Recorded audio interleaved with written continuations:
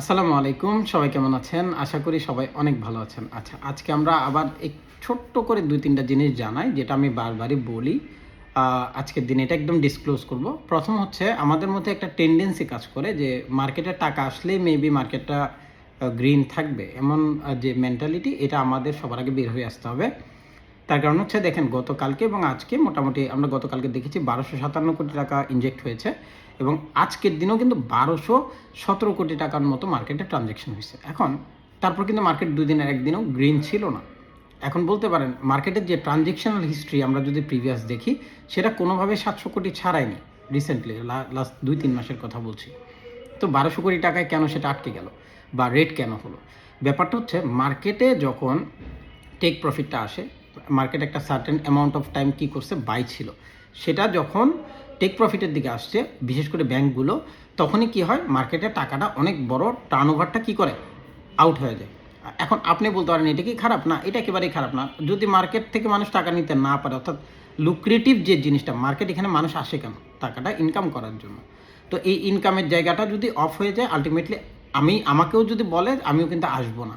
তো ওই যে প্রফিটের যে হিস্ট্রি বা প্রফিটের যে ইস্যুস, এটার কারণে মার্কেটটা একটু ড্রপ করে। আচ্ছা, এটা গেল। এই হিসেবে যদি আমরা হিসাব করে আজকের দিনে যে ক্যান্ডেলটা হয়েছে, সেটা এখন পর্যন্ত রেড আছে, অর্থাৎ যদিও দেখতে এটা পিনবারের মতো, তবে আমি এখন পর্যন্ত অনেক ভীত না। তার কারণ হচ্ছে ৫৫৪০-এর যে মূলত লেভেলটা, এটা এখন পর্যন্ত সে ব্রেক করেনি, অর্থাৎ গতকালকের যে লাস্ট লো ছিল, সেটা এখন পর্যন্ত সে ভাঙেনি।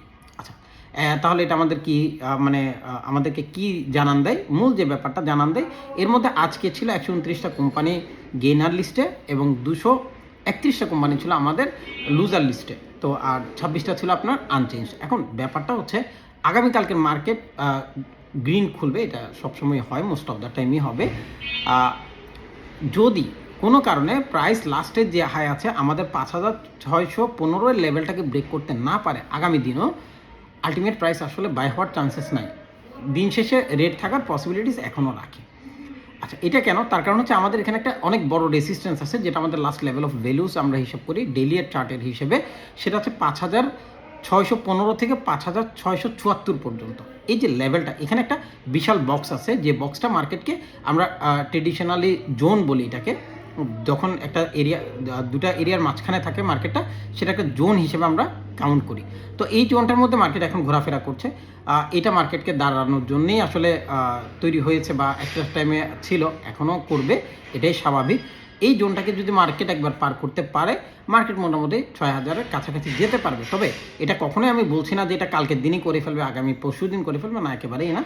আমাদের একটা পার্সপেক্টিভ ছিল, যেহেতু প্রাইস নতুন সরকার গঠন হয়েছে, মার্কেটের একটা আসলে নতুন বাতাস আসছে, রাজনৈতিক ইস্যুসগুলো কিছু না কিছু সময়ে মার্কেটকে প্রভাবিত করে, কিছু না পরিপূর্ণ মার্কেটটা চলেই হচ্ছে রাজনৈতিক একটা ধারাবাহিকতায়। যেহেতু এটা পুঁজি বাজার, সব কিছু পুঁজি করেই চলে।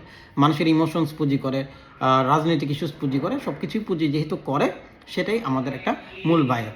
তো এখন আমরা যেটা নিয়ে চিন্তা করছি, সেটা হচ্ছে আগামীকালকেও মার্কেট রেট থাকতে পারে, তবে অনেক বেশি রেট হবে এমন আশা আমি এখনও করছি না। তার কারণ হচ্ছে, রেট হওয়ার মতো অনেক বড় কোনো কারণ আমি এখনও দেখিনি, কারণ মার্কেটের যে ফ্লো দরকার ছিল সেটা আছে। হ্যাঁ, তবে ট্রানজ্যাকশন হিস্ট্রি যদি কোনো কারণে বায়াসডলি ড্রপ হয়ে যায়, অর্থাৎ যেটা এখন ১৭ আছে, সেটা যদি ১,০০০ কোটিতে টার্নওভারে চলে আসে, তখন কিন্তু আবার প্রবলেমটা বেড়ে যেতে পারে। তো আমি এখন এই মুহূর্ত পর্যন্ত ধারণা করছি আগামীকালকের ট্রানজ্যাকশন আজকে থেকে বাড়তে পারে, মানে ১২১৭ জায়গায় ১২২০ বা ২৫ হতে পারে, এখন পর্যন্ত এমনটা আশা করি। রেট হইতে পারে, তবে ছোট, অনেক বেশি রেট হবে এমনটা আশা আমি এখন পর্যন্ত করছি না। এটা একটা প্যানিকের তৈরির একটা কারণ। আমি বলবো যে কেউ প্যানিকড হয়েন না, প্যানিকড হওয়ার মতো কোনো কিছু এখনও হয়নি মার্কেটে।